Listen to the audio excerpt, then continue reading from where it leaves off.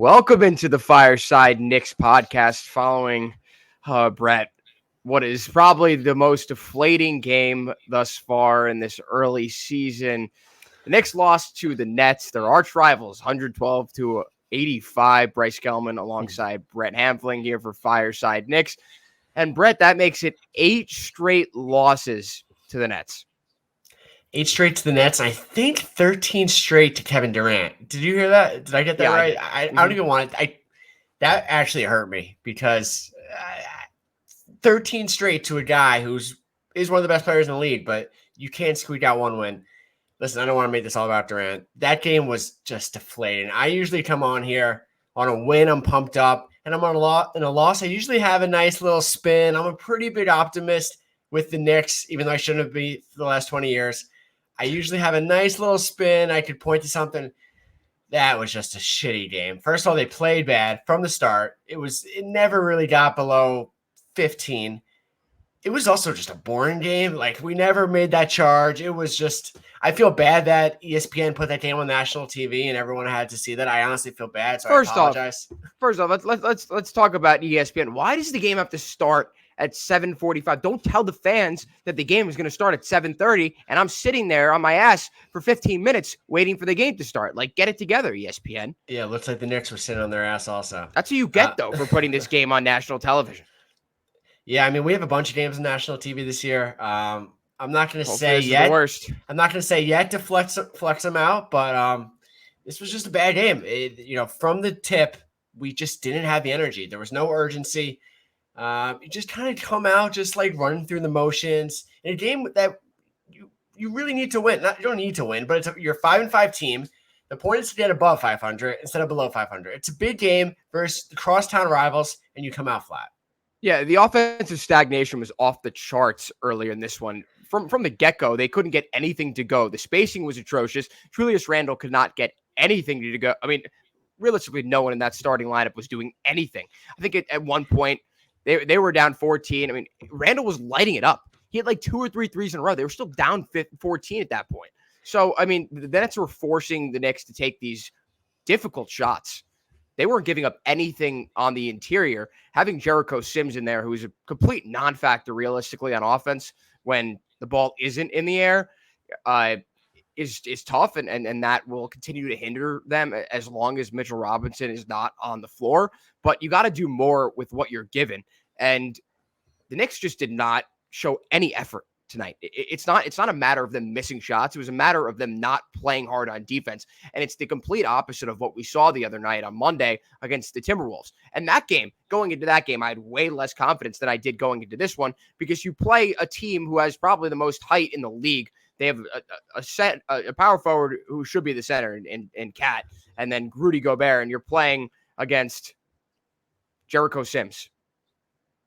And you win that game by double digits, and then you play a Kyrie Irvingless team with Jacques Vaughn, who's literally this is his 4th game, I think, as head coach. The first real game as head coach, yeah. First real game as the actual head coach, and the Knicks lay an absolute egg. Listen, how about this for a spin zone? I said I don't have a spin zone. They got the new coach bump. You always have that little energy with the new coach bump. I guess that's what we went up against. But no, back to the start. The lack of energy to start, the lack of urgency. And then there was that timeout. I forget, it was probably 6 minutes. It was probably like 5 minutes left in the quarter. Knicks were probably down 10 already. And I tweeted that this has to 100% be a fresh 5 in there. And it wasn't. Randall was still in there. RJ was still in there. And I think Reddish was still in there. Yeah, I think just Rose and Hartenstein came in. And it doesn't make any sense to me. It's almost like Tibbs, who is known to preach defense and hard work and to hustle. Like, he's almost letting them off the hook for that first 6 minutes by keeping I would say all of them, but definitely Randall. Because Randall's defense he was hitting threes, but his defense was not good. Awful. He wasn't playing that hard. Terrible. So Tibbs leaving them in, just like, it doesn't make sense. It goes against everything that he says. He's completely gone against what has made him so successful as a head coach in the NBA, and that's hard-nosed defense. It has not been showing early in this season. This is 11 games in right now. And the Knicks, their defense is terrible. It is probably bottom in the league, and I understand that their pace is higher, and that's why they've been allowing more points to other teams. But the three-point defense is their by far their biggest Achilles heel. And if they can't pick that up, if they can't show at least a little bit more hustle and a better ability to rotate with the defensive switches, there's going to be an issue. And Thibs, we'll get into this later, Brett, but Thibs, he could be on the hot seat. Yeah. So the thing is, the Knicks are not going to be a top 10 offensive team. Maybe close. But they're not going to be a top 5. Definitely not top 5. Not top 8. They're probably not be a top 10 offensive team. It's possible to be a top 10 defensive team, and that's what they were 2 years ago when we made the playoffs and had a good season. That's really the recipe still for this same team. We don't have one of the best scorers in the league. Exactly. We don't have any of the top 20 scorers in the league. If we could be a top 10 defense and a 13 to 18th offense, that's a recipe for a solid team. You're not getting that this year, though, Brett. That's not happening. So get rid of that fever dream. Get rid of that offensively. Defensively, there's no chance this team could be a solid team. Get rid of that fever dream. I don't know. Why not? Why not? You see why not. This team hasn't been able to defend a 3 since Reggie Bullock left the team. I mean, Evan Fournier, first off, they banked a lot on him coming off the bench and being able to contribute as much he was doing offensively. That has not happened. He's been a bum off the bench. Jalen Brunson is a complete liability on the defensive end. As long as Jalen Brunson is in, and whatever happened, what happened to Quentin Grimes? As long as Quentin Grimes is not in that starting lineup, your fever dream of this team somehow being a top 3 defense in the league is not happening. I said top 10, but listen, Grimes will be back. First of all, either way, top 10, and this team still might not even make the play.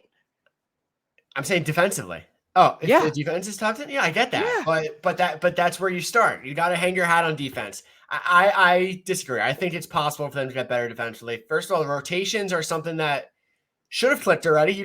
Shouldn't be a 20-game thing, but it's possible it is. It's possible it's a 15, 20-game thing. Something like kicking Julius Randle, like getting through to him, playing him 20 minutes. Even RJ Barrett, who was a great defender last year, has been okay this year. RJ Barrett honestly hasn't deserved to play whatever minutes he's playing, both offensively and defensively. Get out of fantasy land, Brett. Cam Reddish is a plus defender.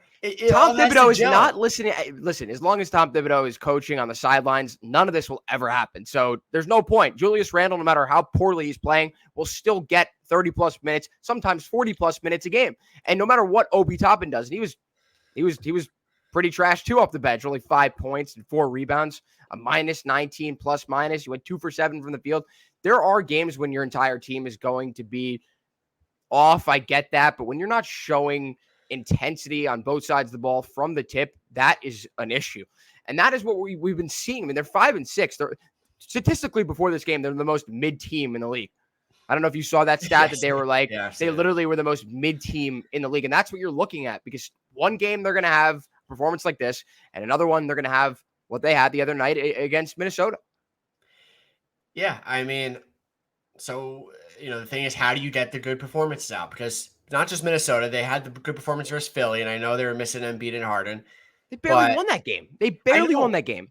I know, but the fight that they showed in the fourth quarter. Listen, you had a good. Should when they don't have. I know, but Joel Embiid and James Harden. So, but it's like Obi was great that game. Obi had 2 great games in a row, and now he's had 2 real shitty games in a row. So it's about getting consistency with him. His shot looks way better than last year. That's a big plus for the season so far. Listen, Randall's going to play. So if he can knock down these threes, it gives us something. Let's start with that. RJ Barrett. You're talking about Randall. I don't mean to cut you off. Yeah. Do you think his stat line showed that he played a good game tonight? Tonight, no. I'm just looking at it. 24 points, 11 rebounds. Shot 50% from 3. No, but without him, we probably lose by 40 potentially. Like, there was just no scoring. I mean, he was 4 turnovers. He leads us in turnovers almost every night. That's a huge issue. I mean, turnovers and lack of defense doesn't help, but this team's missing big time scorers. And if RJ Barrett is not on, what was he tonight? He had a rough game. 5 for 14. 5 for 14. Jalen Brunson had a rough game. He was 4 for 14. That's a game where let's talk about this. You need Randall to put him in some buckets, and he did. And I know he didn't have a great game, but the Knicks might score 70 points tonight without him. let's talk about this as well. The Knicks shot 17 for 26 from the free throw line tonight. These are intangibles, the turnovers first off, the intensity, and now the free throw shooting that can be fixed. And that goes right to the coach, Brett. That's got to be blamed on the one guy who's running the practices, who should be telling them to practice their free throws. And you don't think RJ Barrett's shooting his free throws? RJ is 4 for 8 tonight. I know. I he's got to hit free throws. This was an issue last year. I don't know. I mean, no one shot the ball well tonight. Like besides Julius Randle, which either way, listen, if you're having an off night from the field, there's no excuse to go 17 for 26 and shoot 65% from the free throw line, because good free throw shooting will cancel out a terrible night from the floor. All right, so let's talk about something else here. Before the game, Quentin Grimes was ruled available. He doesn't get any run until the fourth quarter. He plays 5 minutes. What do you make of that?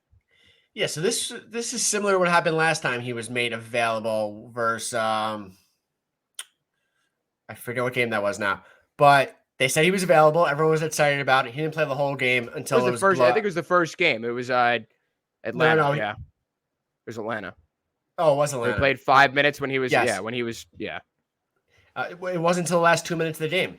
I mean, the thing is, if he's healthy, he could be playing, and if there's no really like half healthy. If he has a bad foot, like he's not healthy, and we don't want him in because we need him for the season. Exactly. So, yeah. But if he's healthy, like, and I assume he is, if he's available in spot situations, we need him. This team needs a gritty defender who can shoot the three, who plays hard. He plays as hard as anyone because he wants his minutes. He's a young player who's hungry. I don't know. I didn't get to watch the post game. I don't know what Tibbs said about him. But listen, it's been he hasn't played in a week now. I'm hoping it's 100%. We don't have to hear about this, but I don't know unless you kind of know anything. I'm gonna look that up right now. But while I do that, I'm gonna say something right now, and I'm gonna try not to get really angry about it, because just a few months ago, if you remember back, we did a show during the offseason, and we talked about the potential Donovan Mitchell trades that could have happened. And in most of those trades, who was the one guy the Knicks were saying was almost completely untouchable? Yeah, it's Mr. Grimes himself. So I understand if he's hurt. I get it. What is the point of ruling him available and then not playing him until the last 5 minutes of a game in which you cannot get anything to go on both sides of the ball? It doesn't make sense to me, Brett, to play a guy who you would not trade for the star that would help this team so much right now, and then you don't play him? Like, make it make sense, Tom Thibodeau. Make it make sense. It doesn't make sense because if you're hurt, you could get more hurt in 5 minutes. Versus, like, it doesn't matter. Like, if you're hurt, you don't play, and if you're not hurt, like, we need him and we need to win games. So I don't know. I would love to hear what Tibbs said about that. Yeah, no, nothing yet. I don't think he's either he hasn't had the press conference. I mean, this is the type of press conference. This is the type of press conference where he's not saying that much. Like, he's kind of just growling at the reporters. I think that team needed a few extra minutes of a pep talk following that performance. So we're gonna keep that. We're gonna keep checking the timeline to see if Thibodeau has said anything following the game. But speaking of Mr. Head Coach himself, can we finally say that this man is on the hot seat? I'm gonna go first, 100%. I mean, he's playing around with every possible thing right now, and nothing is sticking. I get that might not be the coach's fault, but it's almost like a complete deviation of what made him so successful in 2020, 2021, and then also what made this team so unsuccessful last year because he would not switch up the lineups. Now he's doing it all the time, and he can't find anything he likes. Yeah, I mean, listen, it's only been a couple of days of him switching up the lineups. I mean, it's going to take some time. It's 11 games now. 11 games. No, but it took absolutely no idea what he wants to do. It took him 7 games to budge. But listen, his seat is warm. I would say his seat is warm. It's, on Twitter, he's on the hot seat. With the fans, everyone's on the hot seat. Everyone's on the hot seat besides Brian Dable in New York sports. That's the only guy, and Robert Saleh. That's it. Yeah, I mean, Saleh probably was for like 4 games. Exactly. Listen, I don't think this front office is the type to make a move mid-season. I think he was their guy 2 years ago. Yes, yeah. They look at last season, like just a crappy season, and he didn't have a great season. I see them sticking with him this year, letting him try to figure it out. He's kind of earned it. That might not be true. That might be like an old school way of thinking about it. I don't know. Listen, he's changed more in the last week than he did for like 2 years. So it might not work. Just changing the lineup doesn't necessarily work. I do like getting Fournier out of the starting lineup. Someone we kind of should talk about is Quickly, who has been good this season, but his shot hasn't, which is a big. It's really hurting the Knicks. I think he's shooting under. I know he's shooting under 30% from three. Everything else is great. If he was shooting well from this whole team's not shooting well from three. Derrick Rose also is. We kind of should talk about a shooter. He's just not. He's not a shooter. I mean, he's pulling up from three way too much. I mean, his ability to attack the rim has definitely. He doesn't look good right down. He looks awful this season. Does not. I don't know. Good. I think it's partly he's just like not gelling because he's not getting that many minutes. He's not like a big part of like what we're doing, but also physically he's probably not the same. But this team's not shooting the ball well. Our best 3-point shooter right now is Obi Toppin. I think it's followed by Cam Reddish. But even Brunson can shoot the three better. RJ definitely can shoot the three better. I don't even want to say Randall because I guess the last 2 days. He's been the best 3-point shooter on this team right now. This whole team can be a little bit better. I'm not talking crazy. Like everyone could be incrementally better. The defense gets a little better and things are pushing the right direction. That's not going to make us a contender, but everything pushed in the right direction we could compete with good teams. I don't know. And your optimism is off the charts following the worst loss that personally I've seen with my own 2 eyes this entire season. I don't even think it's close. It's just like close. We made the run that almost every NBA game has a run at this point because the threes and everything. Our run was like a baby run pushing it to 15, and then I missed 8 or 9 straight shots after that. It's just so demoralizing, especially for fans like us who sit on a podcast once or twice a week trying to watch this team and trying to decipher exactly what we saw, even though it's pretty easy to tell exactly what happened. And Brett, you got anything to add on this one? Nope. My last thing is I just saw a tweet that Jalen Brunson said it's not okay. They played harder than us, and that's a good take right there. It's not that complicated. He's not being that analytical. It's I think that's pretty easy to see.